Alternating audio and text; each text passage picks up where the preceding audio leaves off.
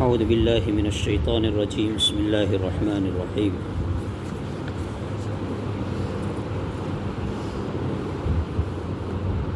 وقال الملك ائتوني به فلما جاءه الرسول قال ارجع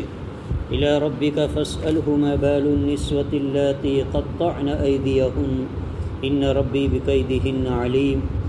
قال ما خطبكن إذا راوتن يوسف عن نفسه قلنا حاش لله ما علمنا عليه من سوء قالت امرأة العزيز الآن حصحص الحق أنا راودته عن نفسه وإنه لمن الصادقين ذلك ليعلم أني لم أخنه بالغيب وأن الله لا يهدي كيد الخائنين وقال الملك ائتوني به اور کہا بادشاہ نے کہ تم اسے لے آؤ ہمارے پاس. فلما جاءه الرسول جب بادشاہ کا آدمی یوسف علیہ السلام کے پاس پہنچا جیل خانے میں. قال ارجع الى ربک یوسف علیہ السلام نے کہا کہ آپ لوٹ جائیے اپنے بادشاہ کی جانب. فاسألہ اور آپ ان سے سوال کیجئے کہ ما بال النسوة اللاتي قطعن أيديهن کہ آپ اس عورتوں کے ہاتھ کاٹنے کے معاملے کے اس واقعے کے متعلق آپ تحقیق کیجئے، سوال کیجئے ان عورتوں سے کہ ہاتھ کاٹنے کا معاملہ کیا ہوا تھا. ان ربی بے شک میرا رب تو ان کے مکر و فریب کو جاننے والا ہے، جانتا ہی ہے ان کے قید کو، ان کے مکر کو. قال ما خطبکن بادشاہ نے ان عورتوں کو جمع کیا اور پوچھا کیا ماجرا ہے تمہارا یوسف علیہ السلام کے پھسلانے کے معاملے میں، ان کے نفس کے باب میں. قلنا حاش للہ انہوں نے کہا حاش للہ ما علمنا علیہ من سوء ہم نہیں جانتے یوسف علیہ السلام یوسف میں کوئی برائی، کوئی کمی. قالت امرأة العزیز الآن حصحص الحق عزیز مصر کی بیوی نے کہا اب حق واضح ہو گیا، اب حق سامنے آ گیا. انا راودته عن نفسه میں نے ہی یوسف کو بہلایا تھا، پھسلایا تھا اپنے نفس کے لیے. وإنه لمن الصادقین بے شک وہ تو سچا تھا. ذالک لیعلم یہ میں نے اس لیے کیا، یوسف علیہ السلام کہہ رہے میں نے اس لیے کیا لیعلم تاکہ جان لے عزیز مصر انی لم اخنہ کہ میں نے ان کی غیر موجودگی میں چھپ کر کوئی برائی نہیں کی، کوئی میں نے غلطی نہیں کی. وان اللہ لا یہدی کید الخائنین اور اللہ تبارک و تعالی مکر و فریب کرنے والے دغا بازوں کی اللہ تعالی کبھی بھلائی نہیں کرتا. اللہ تبارک و تعالی ماقبل میں ہم نے سنا کہ جب یوسف علیہ السلام نے بادشاہ کے خواب کی تعبیر بتلائی اس انسان کو، اور وہ تعبیر لے کر بادشاہ کے پاس پہنچا محل کے اندر، اور بادشاہ کو اس کے خواب کی تعبیر سنائی کہ آپ نے جو خواب دیکھا تھا 7 گائے اور پتلی گائے اور دبلی گائے اور موٹی گائے اور اسی طرح کھوشے دیکھے تھے، اور یہ اس طرح کی باتیں اس کی تعبیر اس عبرانی نوجوان نے جس کو یوسف کہا جاتا ہے انہوں نے اس طرح دی ہیں. تو بادشاہ نے جب یہ تعبیر سنی خواب کی، اور تعبیر سننے کے بعد بادشاہ چونکہ پریشان تھا اور اس خواب کی کوئی نہ کوئی مقصد تھا، کوئی تعبیر تھی جو بادشاہ نے خواب دیکھا تھا، تو بادشاہ بڑا خوش ہوا، مطمئن ہو گیا اپنے خواب کی اس تعبیر سے کہ میرے خواب کی یہی تعبیر ہے. اور ساتھ میں یوسف علیہ السلام نے اس کی تدبیر بھی بتلائی تھی کہ اب اسے کس طریقے سے تمہیں یہ ذخیرہ اندوزی کرنی ہے، جمع کرنا ہے. تو بادشاہ بہت خوش ہوا. تو بادشاہ نے فوراً حکم دے دیا، آپ کے علم و فضل کو بادشاہ نے قبول کیا اور کہا کہ ایسا انسان جیل خانے میں رہنے کے لائق نہیں ہے، اسے ابھی کیا کر لاؤ ہمارے پاس لے آؤ، اسے جیل خانے سے رہا کر دو، جیل خانے سے اسے چھڑا کر ہمارے پاس لے آؤ. تو وہ بادشاہ کا قاصد یوسف علیہ السلام کے پاس پہنچ رہا ہے، اور یوسف علیہ السلام سے کہا کہ آپ کو بادشاہ بلا رہے ہیں، آپ کو بلا رہے، آپ کے خواب کی تعبیر میں نے پہنچا دی، آپ کی تعبیر سن کر بادشاہ بہت خوش ہوا اور آپ کو طلب کیا ہے، بلا رہا ہے، آپ کی جیل کی سزا معاف کر دی بادشاہ نے۔ تو یوسف علیہ السلام نے کیا کہا؟ ارجی، آپ واپس لوٹ جائیے، میں ایسے جیل سے نہیں چھوٹوں گا، ایسے نہیں آؤں گا، بلکہ آپ واپس جائیے اور بادشاہ سے کہیے کہ ان عورتوں کے ہاتھ کاٹنے کے معاملے کی تحقیق کرو، وہ واقعہ کیا تھا، اس میں کون قصوروار تھا، کس کی غلطی تھی، کیا میں قصوروار تھا کہ بغیر غلطی کے میں اتنے سال سے جیل کی سلاخوں کے پیچھے سزائے کاٹ رہا ہوں اور جیل کی تکلیفیں برداشت کر رہا ہوں، تو اس کی آپ تحقیق کیجئے۔ اب یوسف علیہ السلام نے یہاں پر کیا کہا کہ عورتوں کے ہاتھ کاٹنے کی، حالانکہ یہ معاملہ تو زلیخا کے ساتھ پیش آیا تھا یوسف علیہ السلام کا، کہ زلیخا نے آپ کے ساتھ یہ غلط کام کے لیے یہ پہل کی تھی اور یوسف علیہ السلام بھاگے تھے، اور پھر اس کے بعد یہ جیل کا معاملہ ساتھ آیا، لیکن یوسف علیہ السلام نے یہاں پر تمام عورتوں کے باب میں کہا، کیونکہ یوسف علیہ السلام جانتے تھے کہ وہ عورتیں ہو سکتا ہے کہ اس وقت انہوں نے مشورہ دیا ہو، لیکن اب وہ سچائی بیان کر دے، اور اگر وہ سچائی بیان کر دے گی تو سچ سامنے آ ہی جائے گا اور میرا مقصد حاصل ہو جائے گا۔ اور دوسرا، یوسف علیہ السلام نے زلیخا کا نام اس لیے نہیں لیا کہ یوسف علیہ السلام جانتے تھے کہ چونکہ بچپن سے ابھی تک میں نے ان کے محل میں پرورش پائی ہے، انہوں نے میری دیکھ ریکھ کی ہے، انہوں نے مجھے پالا پوسا ہے، کھلایا پلایا ہے، اچھی طریقے سے رکھا ہے، گویا وہ میری محسن ہے، میری محسنہ ہے وہ، اور ان کے بارے میں اگر نام لوں گا تو ان کی ذلتی ہوگی، ان کی ذلتی ہوگی، معاملہ جب سامنے آ جائے گا تو، اور اپنی محسنہ کی ذلتی یوسف علیہ السلام برداشت نہیں کر سکتے تھے، یہ ان کو گوارا نہیں تھا کہ اپنی محسنہ کی میں کیا کروں، ذلتی اٹھاؤں، اس لیے یوسف علیہ السلام نے ان عورتوں کے متعلق کہا۔ اب جب بخاری شریف کی بھی روایت ہے اور اسی طرح ترمذی شریف میں بھی ابو ہریرہ سے روایت ہے، اللہ کے نبی صلی اللہ علیہ وسلم ارشاد فرماتے ہیں کہ یوسف کا بھی صبر اور یوسف کی استقامت قابل داد ہے۔ تعریف کر رہے اللہ کے نبی یوسف علیہ السلام کے صبر کی اور یوسف علیہ السلام کی اس استقامت کی، کہ اگر میں ہوتا، اللہ کے نبی کہہ رہے کہ اگر میں ہوتا یوسف کی جگہ اور میرے پاس بادشاہ کا آدمی خواب کی تعبیر لینے آتا اور میں جیل میں ہوتا یوسف کی جگہ پر، تو میں یہ کہتا پہلے میرے کو جیل سے چھوڑو پھر خواب کی تعبیر بتلاؤں گا، میں یہ شرط رکھتا۔ لیکن یوسف علیہ السلام نے جیسے ہی خواب کی تعبیر پوچھنے کے لیے وہ انسان آیا، فوراً تعبیر بتلا دی، کوئی لان تان نہیں کیا، کوئی شرط نہیں رکھی، صبر کیا کہ میں یہاں تکلیف میں ہوں، جیل میں بغیر قصور کے سال سے پڑا ہوا ہوں، میرے لیے ایک موقع ہے کہ میں اگر بادشاہ کے سامنے یہ شرط رکھوں گا اس آدمی کو کہ جا کر تمہارے بادشاہ سے کہو کہ پہلے مجھے جیل سے رہا کرو پھر میں یہ خواب کی تعبیر بتلاؤں گا، تو میری شرط منظور کر لی جائے گی۔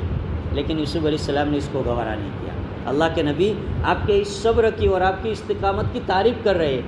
اور دوسری طرف اللہ کے نبی کہہ رہے کہ جب خواب بتلا دیا گیا اور خواب بتلانے کے بعد بادشاہ کی طرف سے یہ پیغام آیا کہ چلو بادشاہ تمہیں بلا رہا ہے اور جیل سے تمہارا چھٹکارا ہوا، جیل سے تمہیں چھوڑ دیا گیا اور تمہارا معاملہ صاف ہو گیا، تمہیں بادشاہ بلا رہا ہے، جیل سے تمہاری چھٹی ہو گئی، کیسے؟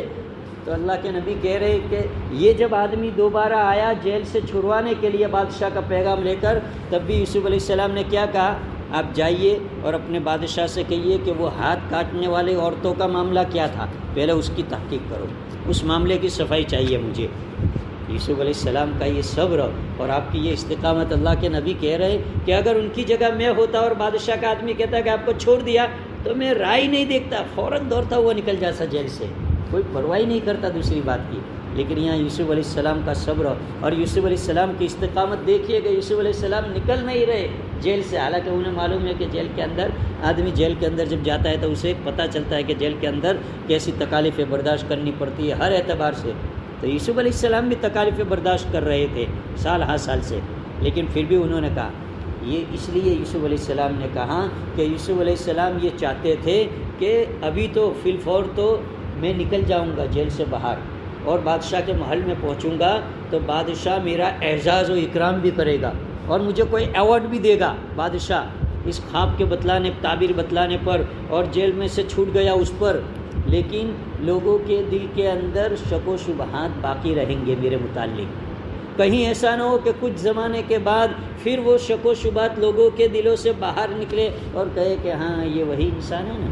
یہ وہی انسان ہے نا جس نے بادشاہ کی عزیز مصر کی بیوی کے ساتھ غلط کام کا ارادہ کیا تھا، یہ وہی انسان ہے نا۔ اور چونکہ یوسف علیہ السلام پیغمبر تھے، پیغمبرانہ شان تھی آپ کی، اس لیے یوسف علیہ السلام نے اس بات کو گوارا نہیں کیا کہ یہ بات لوگوں کے دل میں باقی رہے، بلکہ لوگوں کے دل سے بالکل صفائی ہو جانی چاہیے، لوگوں کے دل سے کہ یوسف بالکل سچے ہیں، ان کا کوئی قصور نہیں ہے، قصوروار عورتیں ہی تھی، یوسف بالکل بری ہے، یہ بالکل صفائی کروانا چاہتے تھے۔ اور ہو سکتا ہے کہ لوگوں کے یہ شبہات ہو تو ان شبہات کی ہوا بادشاہ پر بھی لگ جائے،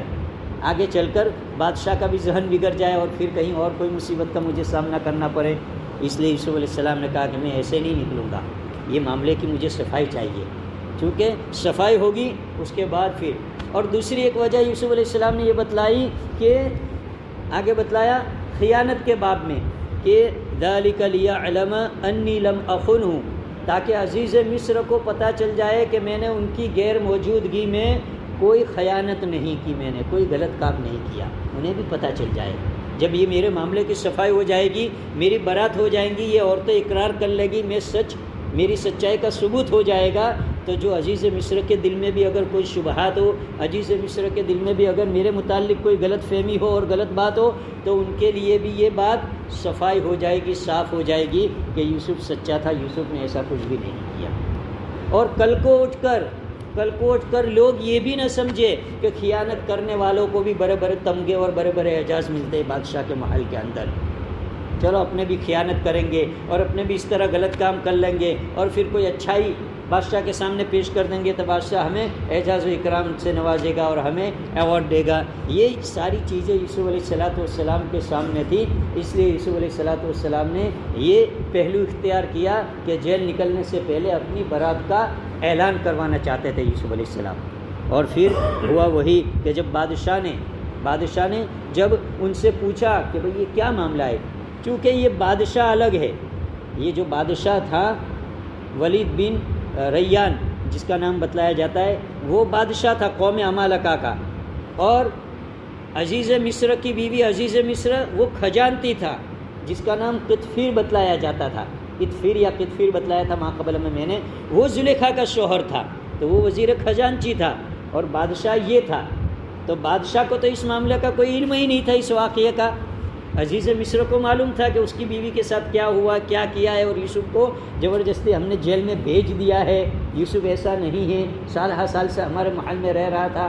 تو اسے تو معلوم تھا، لیکن یہ بادشاہ کو معلوم نہیں تھا۔ اس لیے بادشاہ نے کہا یہ کیا معاملہ ہے، بلاؤ۔ تو ساری کی ساری عورتوں کو، جو عورتیں اس وقت شاہی دسترخوان پر جمع ہوئی تھی، جن کو دعوت دی تھی زلیخا نے، ان تمام عورتوں کو طلب کیا گیا، بلایا گیا اور پوچھا کہ کیا معاملہ ہے، سچ بتاؤ، یوسف کے ساتھ کیا معاملہ ہوا تھا تمہارا، کس نے پھسلایا تھا یوسف کو، کس نے پھسلایا تھا؟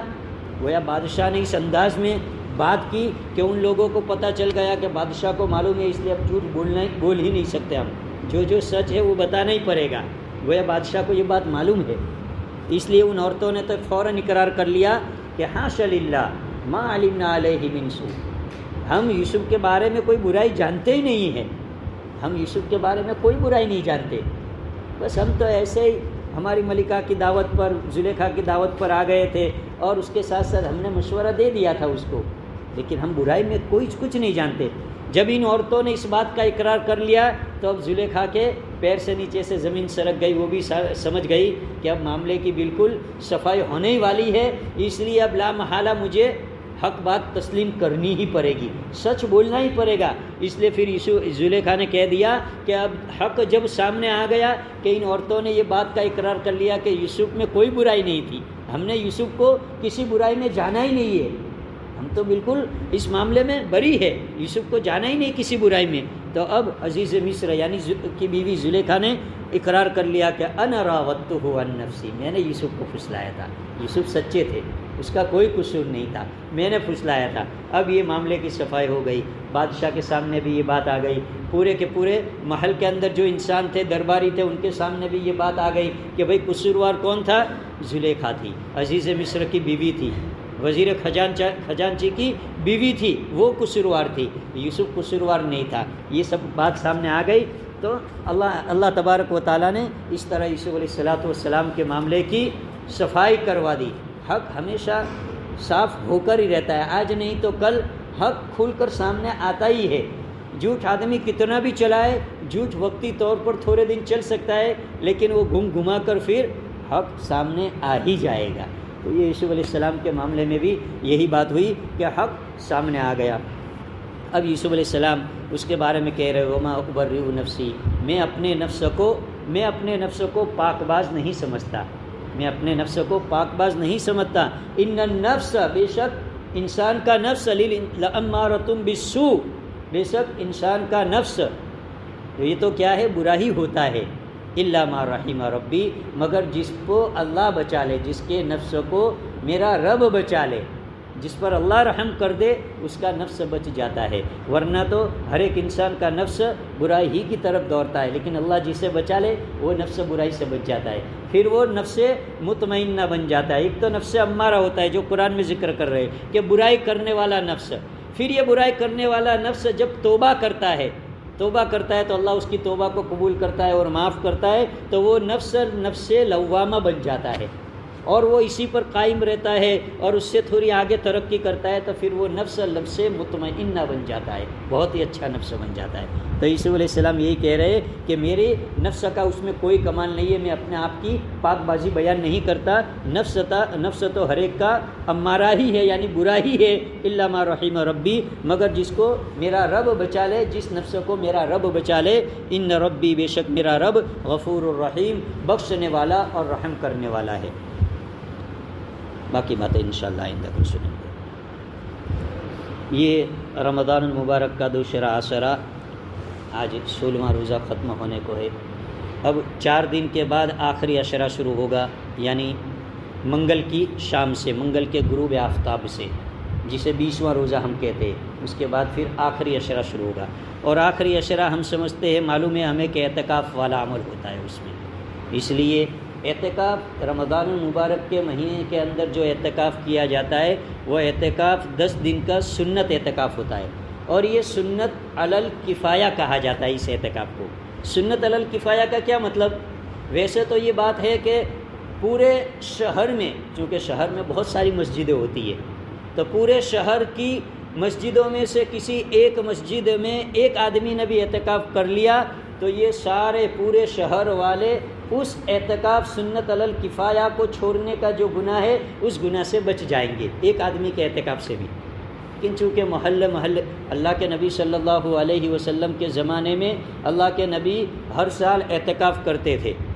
اور اس زمانے میں بھی مدینہ میں اور بھی مسجدیں تھیں، لیکن صرف مسجد نبوی ہی میں اعتکاف ہوتا تھا، ایک ہی مسجد میں اعتکاف ہوتا تھا۔ تو اس پر سے یہ بتلایا گیا کہ پورے شہر میں اگر ایک مسجد میں کوئی ایک آدمی بھی اعتکاف کر لے تو ساروں کی جانب سے کیا ہو جائے گا، یہ